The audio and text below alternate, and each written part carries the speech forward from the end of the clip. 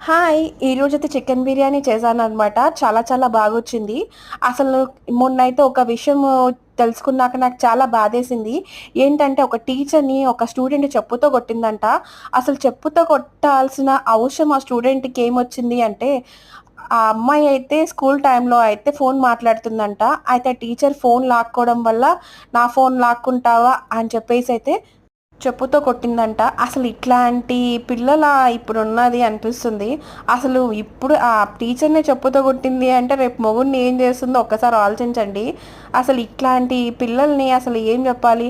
అసలు ఇప్పుడు ఉన్న చట్టాలు ఎలా ఉన్నాయంటే ఒక చిన్న మాట అన్నా, ఏమన్నా గాని స్కూల్ మీదకొచ్చేసి ఇది చేసే చట్టాలు ఉన్నంత కాలం మీ పిల్లలు ఇలా రెచ్చిపోతారు. ఒకప్పుడు ఎలా ఉండేదంటే నా స్కూల్లో అయితే చితక్కొట్టేవాళ్ళనమాట.